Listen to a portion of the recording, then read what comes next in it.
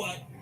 Say, Seagal listen. comes across a village and does the two things he does best: kill innocent people for no reason and break into women's homes.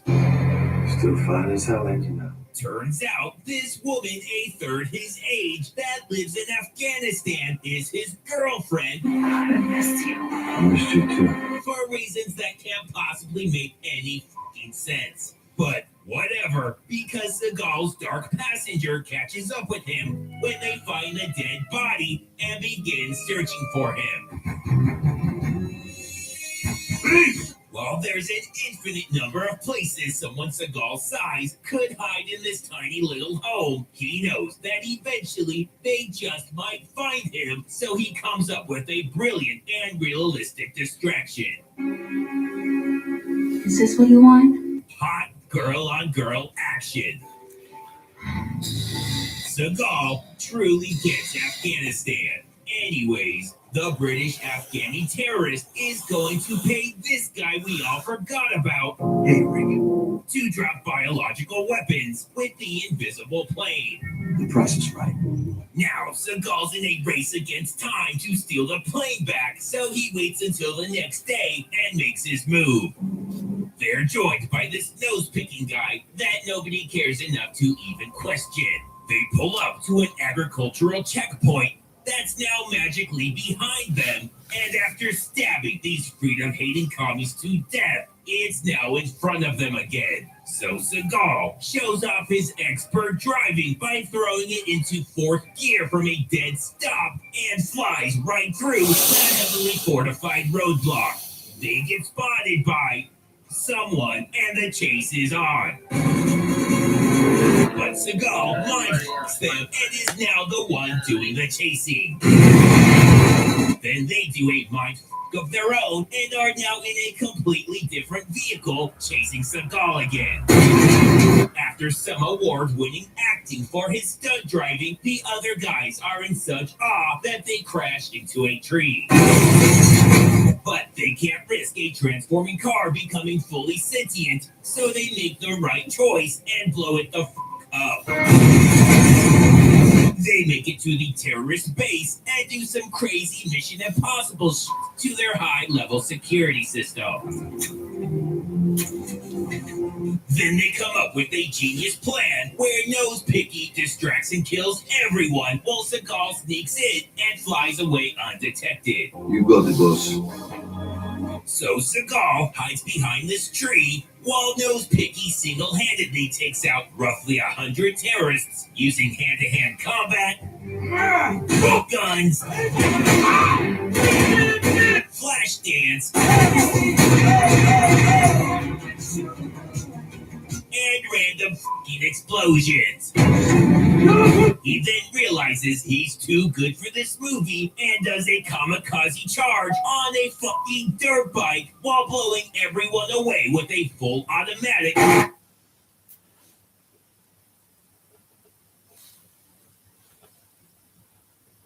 Fopping? I feel sorry for it. I think that's the baby. I do feel guilty. I don't know. It's only a baby. It must be lost.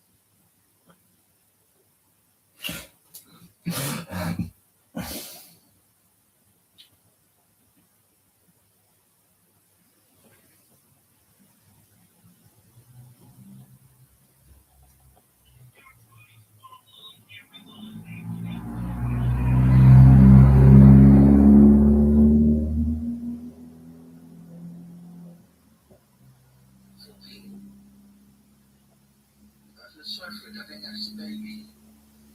I do feel guilty. But it's only a baby. It must be loved.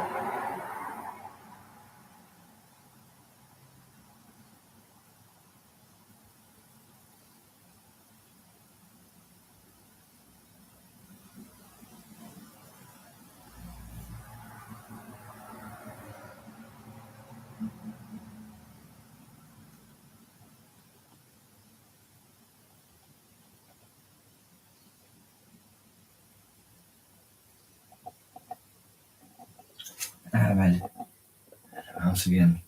Oh my god, it's so tiny. Forgive me. I feel very guilty. It's so small, little baby. It's so tiny. I don't know. I should check him some nuts. It's so tiny, little baby. I wish I wasn't like this sometimes. I don't know, sorry. I just saw the mouse come out. It's hiding in the corner for being. It's so tiny. It's just a little baby. Anyway, sorry. I don't know, it's just so small. It's just so small. It's really a baby. I don't know why, I don't know, it really bothers me. Oh my god, look at it. It's so small, little thing. I don't know. I must have kept it in a tray or something. It must be so scared. It must be so scared. I'm very sensitive, really. I don't know. I don't know. Anyway, sorry. I'll find some articles tomorrow and send them to you. It's okay, buddy. I know what you mean. You don't have to talk about it. I like to talk about it if you'd like to hear it, but don't worry. And then if you want to, oh yes, bless you. I like talking to you. Oh, there it is again.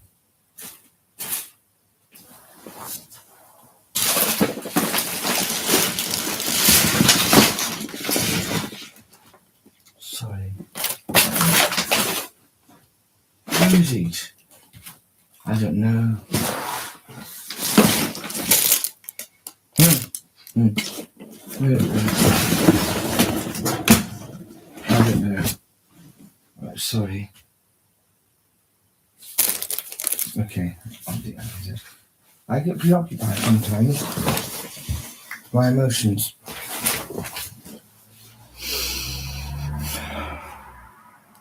I know it's difficult because I can't understand completely. I can imagine. I'm sorry I can't be there for you in more of a capacity. Bless you, buddy. Don't worry. You're helping me in a way when you think about it. Yes.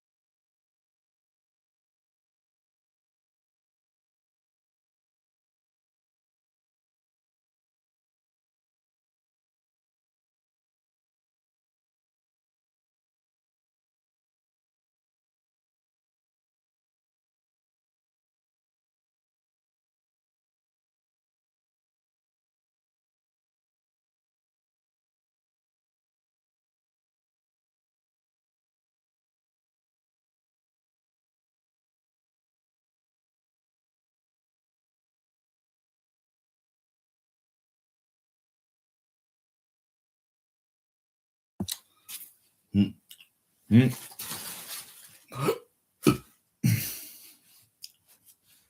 one of the worst parts is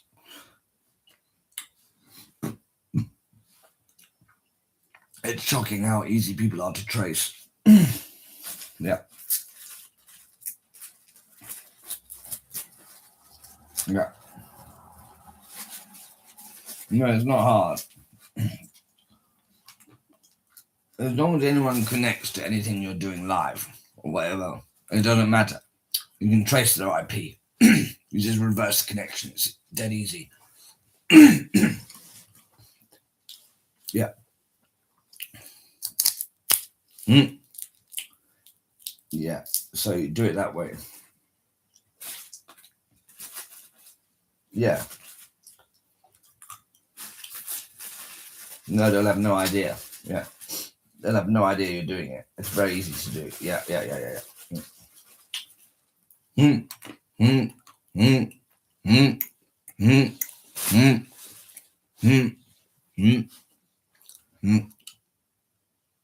Hey.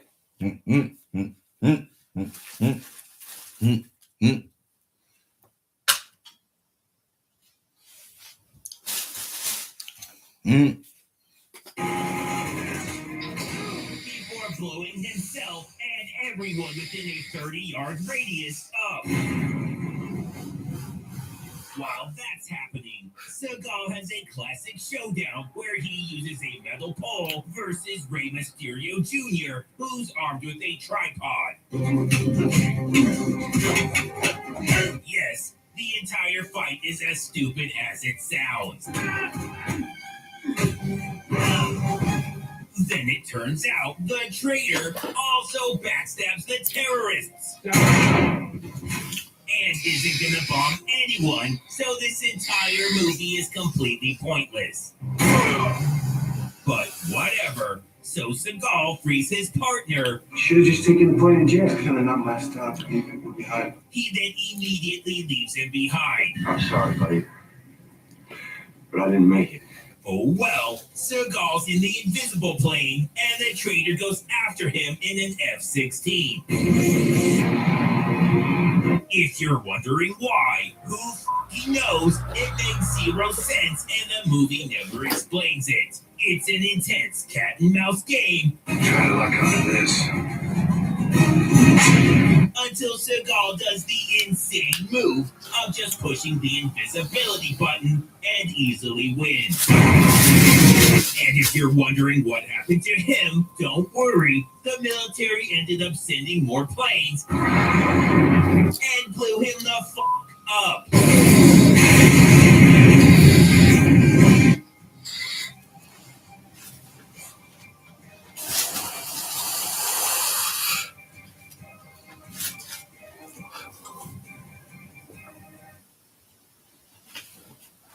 Force of Execution is the Steven Seagal mega blockbuster hit movie where he showed the world the feeling of holy shit, how many of these things are there? I don't blame you. No, I can stop.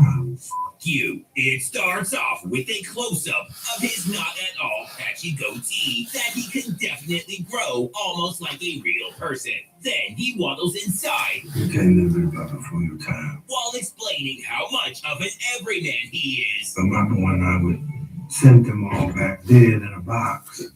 Someone would cut their heads off and gift wrap them, got creative and stuff.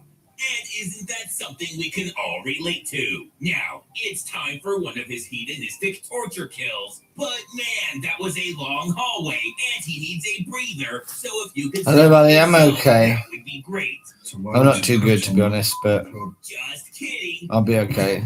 That thrill is what he lives for, and nobody will take that from him. And thank God that none of this is ever mentioned again. Now, Seagal has a big problem and needs to kill a prisoner for some reason. All right. He'd do it himself, but he's far too pretty. The target's not innocent, and it's not going to be easy, so he also doesn't want to. And it's going to be a long road. But he knows if this guy agreed to be in a Seagal movie, he's not going to say no to anything. Not a problem. The smart play is paying off in How are you? executing their target, but smart has no place in a Seagal movie. You know the drill. So instead, he gets a job with the corrections department, then attacks all You the little shack. guards Oh yeah, work. and all the God, props you. prisoners. Oh, bless you, buddy. Yeah, I'm not doing great. I'm okay, But Urkel's if you know what I mean. Like, you know, I'm not doing well, but that's okay. Like, I'm okay with that. Like, I know it'll get better in time, you know. But it is rough. It's quite rough. You're doing things kind of on your own, really. I'm trying to make the social media thing work. Yes, they've been very exhausting emotionally and stuff. It's very difficult to manage it all, really. But that's just life, isn't it? It's just life. We all go through these struggles. Just feel so alone, really. That's what it is. That's just life. That is just life. How are you doing?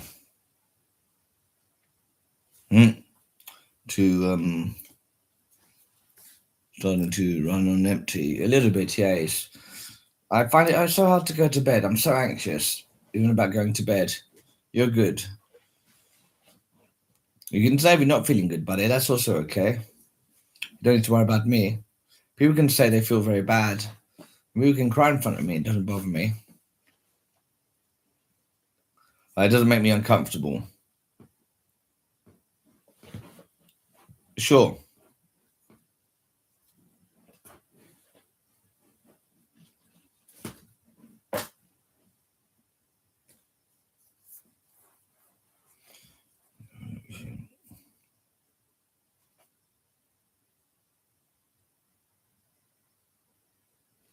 Yes, I'll make some chamomile tea. Yes, maybe I'll do that.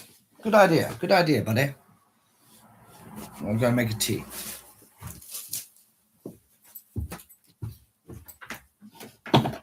I've got chamomile tea.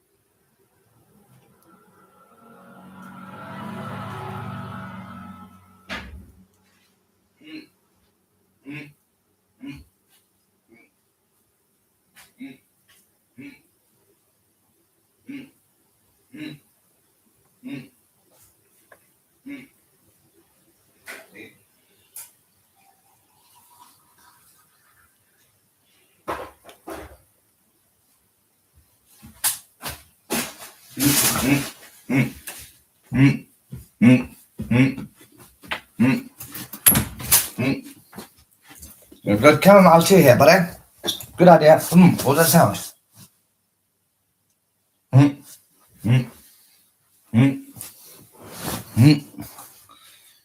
Hello. Yes, I've got some nice chamomile tea here with some vanilla. Good idea, good idea. Even the aroma is nice. Yes. Mm, mm, yeah. Mm, mm, mm. Mm, mm, mm, mm. Oh, you can't sleep either, Casey. Oh no. I didn't see the cat today. I'm going tomorrow. She's there, so I'm gonna go back tomorrow and start easing Minnie in a bit. Very worried about Merlin and stuff. Whoever he is, I don't know. Yes. Mm. It's very difficult, all the emotions sometimes. Yes. Mm. Mm. Mm. I don't know. Mm. I haven't located her yet. It's good. Mm. Mm. Mm. Mm. Mm. I need to go and see my doctor in London. Get some oh no, maybe I can see the GP here to get some pregabalin. Actually, it's effective when you're this anxious. It is effective.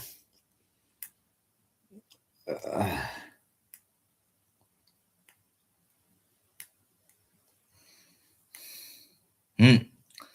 Yeah, I'll get her back. Yeah. Mm. Mm. Mm. Mm. Hey. Mm. Mm. Mm. Mm. Mm. Oh, Jesus Christ. Mm. Mm. Yeah, it's a good thing in a way. Mm. Mm. Mm. Mm. Mm. Mm. Mm. Mm. Mm. No, I've been on pregabalin before. It was okay. I didn't have any addiction problems with it. Mm. Only for short-term use. It's very difficult to function at the moment. I'm really struggling with just basic functioning, really. Yes. Go on it for maybe short term. I don't know. Mm. Mm. Mm. When you think about it, oh, I got to stop making fucking noise. Yes. Mm. Mm. Oh, there's the mouse.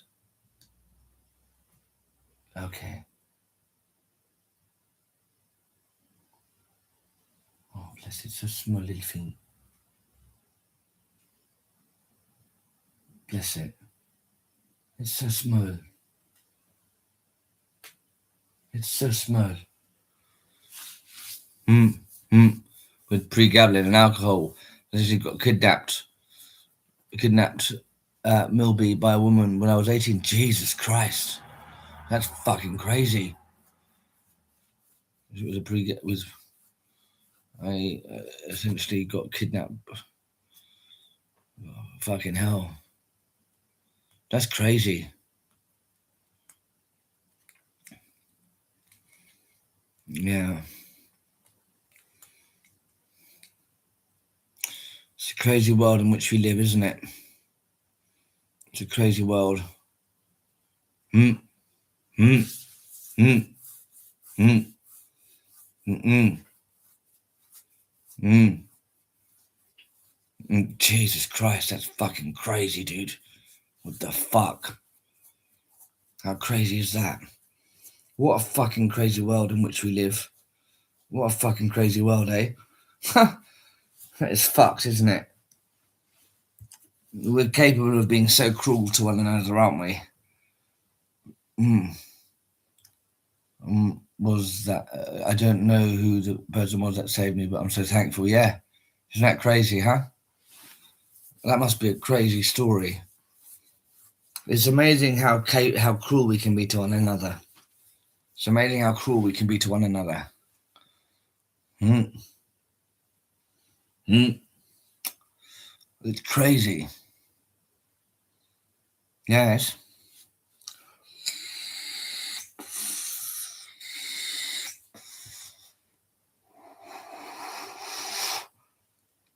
We just want to destroy.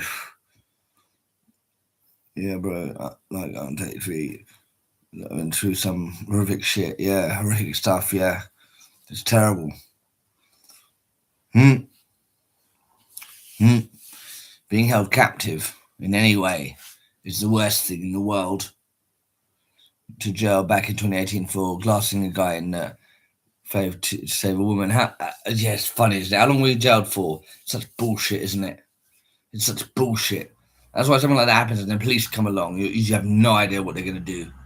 You have no idea what they're going to do. But one thing you know they are going to do, you're going to look to cover themselves. That's the first thing on their mind. Cover me. Am I going to get in trouble or not? 2 years. Fuck off. I don't know how the fuck you did that, mate. I don't know how the fuck you did that. You've got to be hard as nails, mate. Fucking hell.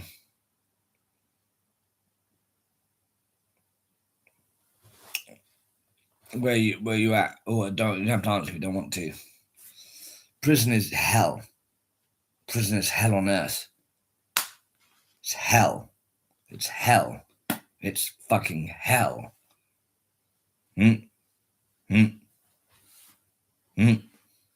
It's hell. It's hell.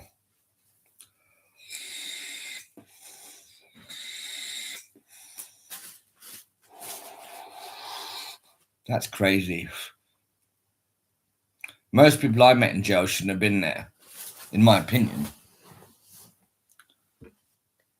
They'll chuck anyone in jail. That's what people don't understand. They could end up in jail, depending on the mood of any fucking copper. Depending on the mood of any fucking given copper. That's what it matters. Where is it? Where is it? The fuck is it? Where is it? Where the fuck is it? The fuck is it, man? Fuck. Where does it go?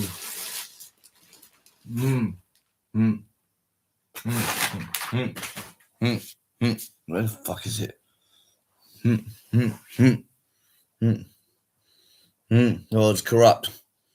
Yeah, it was totally corrupt. Totally corrupt. I don't trust coppers at all in any way whatsoever. At all, in any way whatsoever. They're liable to do more harm than injury. All they care about is protecting themselves. That's what they care about. That's what they care about. Where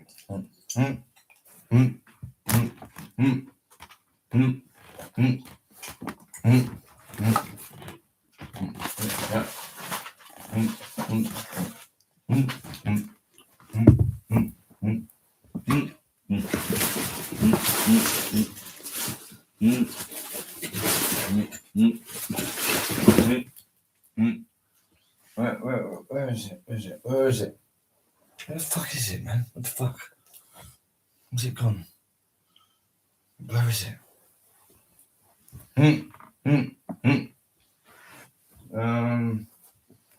Fuck is it, man?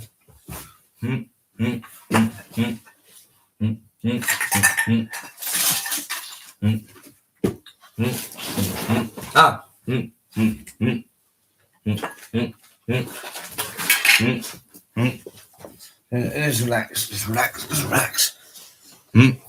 Let's relax. Yeah.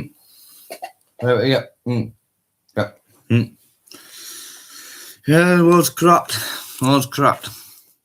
Prison guards are the worst cunts on earth. They're the worst cunts on earth. I fucking hate them so much. They're such a bunch of cunts. They're such a bunch of cunts. I hate prison guards more than anything. They're the worst cunts on earth. Yes, that's what it is, buddy.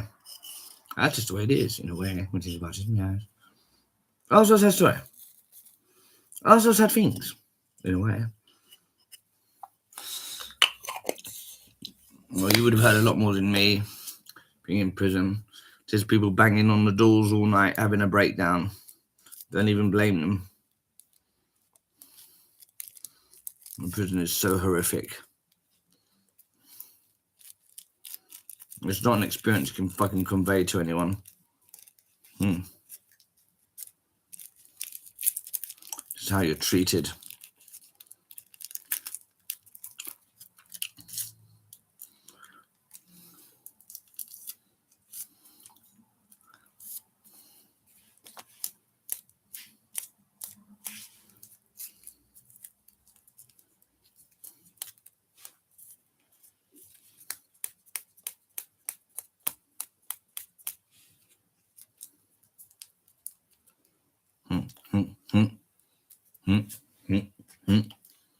Fear is way too hot right now to even consider being an Ace and Gall movie. Yeah, right. So they have Marcellus Wallace point out whatever guy responded on Fiverr that day, The one is mine. and they go with him. Then, after killing everyone else in the jail, he does some Mission Impossible disguise shit. And now they'll never catch him. When he gets back, Seagal's pissed I can't be embarrassed by my business associates. because he did exactly what he was supposed to. We have rules, And that's total bullshit. so there's gonna have to be some kind of consequence. Doncaster, So yeah. for having the gall to make part of a Seagal movie slightly watchable, and because it's how he gets his jollies, they torture the fuck out of him. Now it's 6 months later, and word got out he was I in hate a prison Seagal guards. movie, so now he's unhirable. They're evil. Now that he's broken him physically, We took my hands. he goes after him mentally, Every time we went to war, we always fought side by side. and he's pretty fucking sure that's not his voice. Get out of here. As far as you can go, start a new life. You know what? That actually sounds really... We'll hook up again. Your family. Oh, son of a bitch. It turns out Marcellus Wallace and Seagal go way back to Seagal's gift days, and he still can't get over that guy's mission going so well. Curious to know why your boy wasted Drake. Seagal tells him it's like his career That's a distant past. and to just drop it. Besides, he's got an offer for him. You might could have a job. He doesn't know if he heard that right or if this is laced with something, but it's too late now, so he just goes with it. All day, every day. He needs a new body double, and he looks a lot closer to Seagal than they usually do. So as long as been he run can by, handle all that Serco. bullshit standing and having embarrassing They're horrible, scenes, yeah. it shouldn't be a problem. Such cunts. Okay, Just that's cunts. two Seagal. Morally He corrupt doesn't tone it down a creatures. notch, but he doesn't. He doubles down by heading to a strip club, and at this point, we have a full coup on our hands. While he's taking over, Seagal's showing off his gun collection There's that Infinity I was telling you about. to confused extras and washed up UFC fighters who couldn't give less of a shit. This is that 50 I was telling you about. Gun craft. This has nothing to do with anything, One of the smallest about 45s ever made. but then neither does anything else. Series 70 code.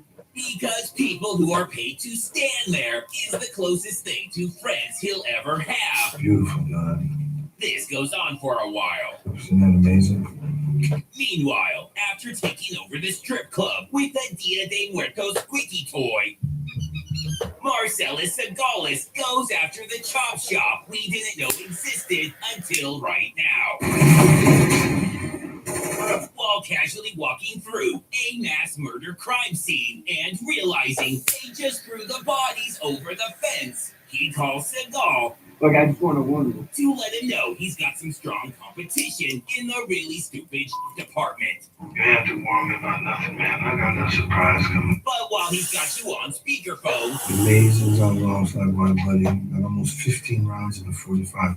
anyways, he decides to spy on them, but realizes this isn't stupid enough, and this is a much better place to stand. What's that dude? Oh shit, his cover's blown. I'm sure he'll be safe in here. Damn, these guys are good, so now he'll have to talk his way out of it, but words are hard. so that fails too.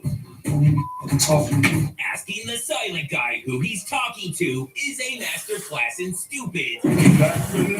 These guys are no f***ing joke. Then the movie cranks it up a notch when it reveals Seagal had him tortured and permanently disfigured to keep him safe. Protected his favorite son by keeping him out of sight. Before you can process even a fraction of how f***ing stupid that is, he follows it up with this. Now, you're lucky I promised my mama I wouldn't shoot anybody today, or your ass would be dead. We have an arms race of stupidity on our hands, and it's escalating fast. Bless you, And Mark. they go too far. Thank you for your words, buddy. This place serves breakfast 24 hours a day, motherfucker. So he goes full Three Stooges on them with an assist from a random passerby. Desperate to end this travesty of a fight scene, Machete shows up and starts blasting. Seagal, make sure she's okay. All right. Okay, great, because you're taking the fall for this. This is the best way. Luckily, they come up with the perfect story. They attacked me, and I used the gun that my dad gave me. While that doesn't explain why there's only one bullet wound, but 3 bodies, 10 broken bones, and like 4 broken tables, they remember Seagal's motto It's gonna get stupid around here. and say, get. The next day, Hector and Hector come across one of Seagal's old standing doubles who must have been caught sitting. But nobody cares about that. The important thing is he spent his dying moments giving me a shout out. Thanks, bro, but you're in a Seagal movie, so fuck you. Seagal's so pissed about all of this that he can't even finish his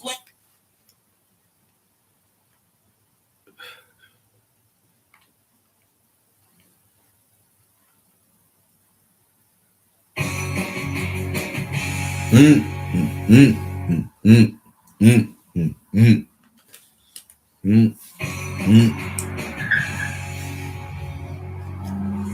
main story tonight concerns police chases. They're famously a staple of action movies and cop shows, a time filler on local news, and also the subject of a series of late 90s TV specials, VHS tapes, and a spin-off show hosted by former Sheriff John Burnell, a man with a flair for the dramatic. Some crooks think a motorcycle is the ultimate escape vehicle. But when it comes to winning pursuits, any cop will tell you it's not what you drive, it's how you drive. When an angry driver takes his personal problems on the road, it's called road rage. It can turn a normal person into a violent criminal. Drunks don't know when to stop drinking, and drunk drivers don't know when to stop driving. The weather can be the deciding factor in a pursuit. When it's good, we take it for granted. But when it's bad, it could mean disaster. So buckle up. In the next hour, you'll see some of the most terrifying moments police cameras have ever captured. So buckle up, because the chase is on. So buckle up. This is your first-class ticket to high-speed action, and you're in the driver's seat. But hold on, you're not even in the driver's seat. You haven't been the whole time. Still, say what you will about John Burnell, like he delivers lines with the subtlety of a community theatre actor's understudy while dressed like the star of a Cialis commercial. He is right to imply that police chases can be dangerous, and for a long time, we didn't know exactly how dangerous because the federal government doesn't reliably track deaths from them. But when the San Francisco Chronicle recently compiled their own database, they found over a 6-year period, more than 3,300 people died nationwide in police pursuits. That's an average of nearly 2 a day. On top of which, a majority of those killed weren't even the fleeing drivers, with over 500 of the victims innocent bystanders. All of which is probably why a DOJ report once called high-speed chases possibly the most dangerous of all ordinary police activities, with a former sheriff describing them as like firing a 4,000-pound bullet down the street, a visual that I'm pretty sure just gave Wayne Lapierre a life-threatening boner. And the thing is, even when chases don't end tragically, they can still do a ton of damage, as this man experienced last year. A car being chased by West Memphis police hit this man's home in South Memphis on Halloween. Why would y'all come over here chasing somebody? and then he hits an innocent bystander's house. I'm like, "Get the f- out," because I feel like I go through protocol. Keep that over there. Yeah, he's completely right there because you expect to see certain things in the front yard on Halloween. Pumpkins, fake cobwebs, one of those towering skeleton decorations that looks like Jacob Elordi got electrocuted, but not a car wreck caused by a police chase. And while fleeing drivers are usually depicted in movies and TV shows as violent criminals, in real life, that is rarely the case. Researchers found roughly 90% of pursuits are initiated because of traffic violations. And the reasons people tend to flee are often relatively mundane, from their license being suspended, to being on probation, to simply saying they feared the police. And this combination of high-stakes chases over low-stakes infractions has resulted in situations like this, totally preventable tragedy in Georgia. Larry Turner still can't believe his best friend of 30 years is gone. I lost my brother. 60-year-old William Johnson was killed Sunday just before noon as he waited on a red light at McAfee and Candler. That's when this speeding SUV came out of nowhere and crashed into him. Turner was floored when he learned a Georgia State trooper was chasing the driver of the SUV for a seatbelt violation. It's just not worth losing a life or even being injured. It's just not worth it. Over a seatbelt? Exactly, because that is absurd. The whole point of a seatbelt law was to keep people safe on the road, so it's more than a little counterproductive to then enforce it by turning the road into a fucking NASCAR track. And that is not a one-off. Of the fatal chases the Chronicle was able to review in depth, over 1,500 people died in pursuits initiated over traffic infractions, non-violent crimes, or indeed no crime at all. In fact, people have died in chases that started with attempted police stops for things as petty as having tinted windows or a broken tail light, which is just ridiculous because someone who hasn't got around to fixing their tail light doesn't deserve to be dangerously chased by the police. What they deserve is an ADHD diagnosis. In fact, if anyone with a broken taillight is watching this show right now, I have an important message for you. You have clothes in the dryer. They've been in there for days. Get them out.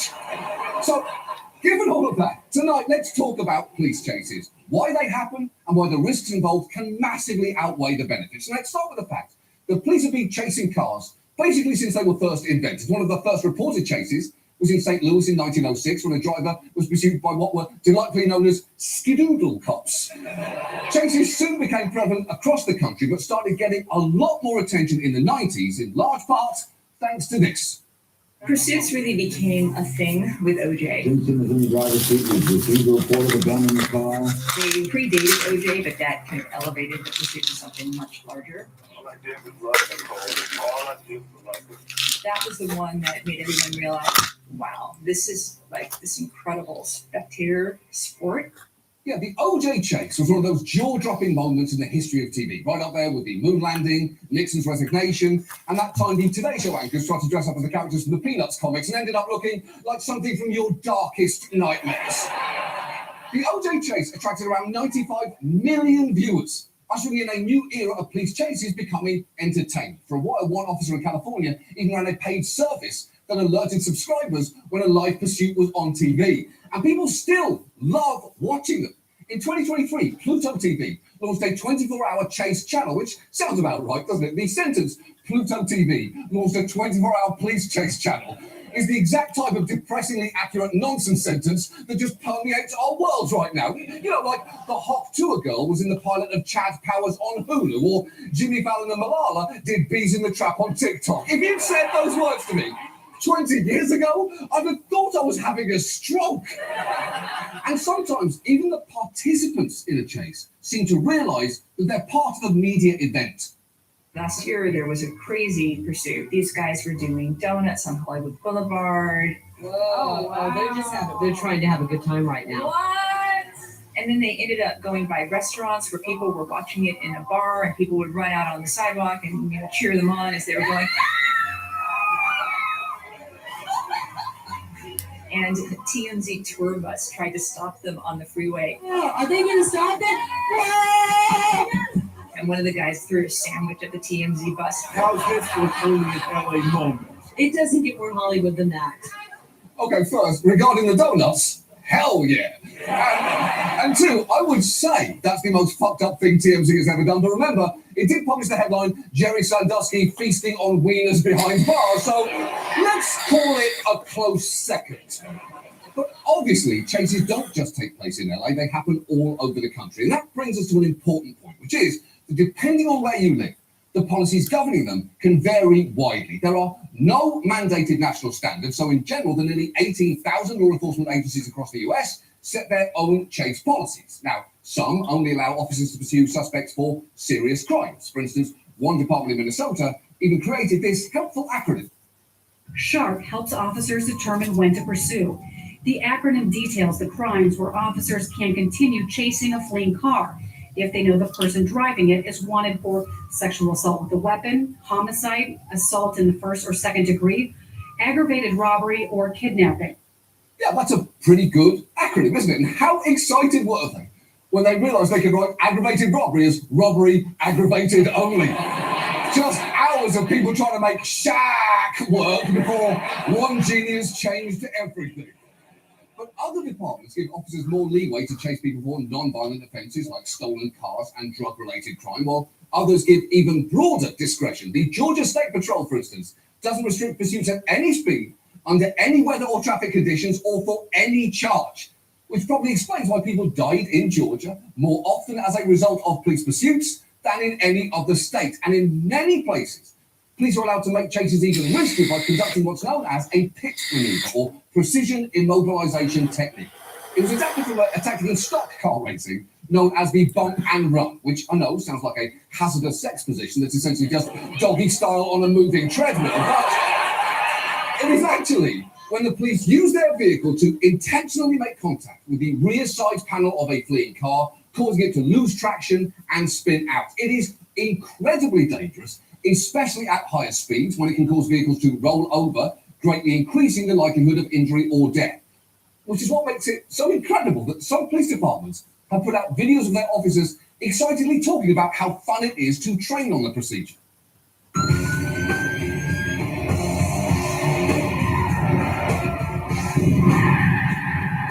hear that? That's the sound of a good day. Today, I got the opportunity to train with some of our patrol deputies on the emergency vehicle operations course, the pit maneuver. By far, one of my favorite things, just getting up next to the bad guy and making him pull over. It's so much fun.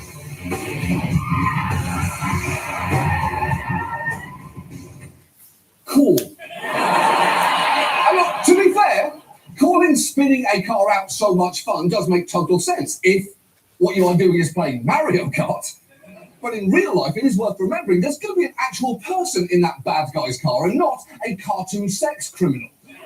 But while pit maneuvers are sometimes presented as a way to safely bring a pursuit to an end, reporters have found that since 2017, at least 87 people across the country have been killed by them, including 37 people who were passengers or bystanders and 7 children. And that is likely an undercount. And yet, some departments seem to pit cars at the slightest provocation. Take this investigation into the practice in Arkansas. In the past 4 years, state police attempted to or pitted drivers at least 306 times. Almost half of those were last year. Records show many started as minor traffic violations. That's what happened here when Senior Corporal Rodney Dunn said he caught a driver speeding. His dashcam video shows the SUV slowed down and flashed hazards. He followed for 3 minutes, then pitted the SUV, which caused it to spin into a concrete barrier and flip. The video kept rolling as the driver, who was pregnant, explained why she didn't stop. I just didn't feel like the shoulder was big enough with the wall. It's true, the officer pitted her car while she was looking for a safe place to pull over. And how does that keep anyone safe? Well, they were trying to save Balloon Boy. They didn't shoot him out of the sky, did they? Now, did they consider it? Almost definitely. No way was it never on the table, but they didn't. And the end, it didn't matter because the boy was never in the balloon. History should have ended there. And look, you should know, the official Arkansas driver's license study guide back then literally said that when being pulled over, you should activate your turn signal or emergency flashes to indicate that you're seeking a safe place to stop. So she seemed to be following the guidelines perfectly there. And when you follow the rules, you generally don't expect your car to wind up on the side of the highway doing a fucking headstand. The point is, The dangers you can face from police chases depend heavily on where you are, but they can also depend on who you are, because unsurprisingly, some are more at risk than others. While black people account for roughly 1/8 of the US population, they make up more than 1/3 of fatalities caused by police pursuits and account for upwards of 1/4 of the bystanders killed as a result of them. And this is for many reasons, from fear of police to racial profiling to the problematic level of traffic enforcement in black neighborhoods. That's actually something that we discussed in our episode on traffic stops, an episode that ended, and this is true, like this, and you are just going to have to trust me that it made sense at the time. And frustratingly, we've known about this for a while. The problems with police chases have been discussed extensively over the years. Experts say that, as in so many areas of policing, policies around chases are subject to a pendulum effect, moving in one direction or the other, depending on public opinion, police leadership, or politics. In Milwaukee, for instance, after the deaths of 4 innocent bystanders from police vehicle pursuits, they adopted a new policy in 2009, basically limiting police to only chasing in the event of a violent felony. But over the years, for a variety of reasons, those rules got loosened. First, to allow officers to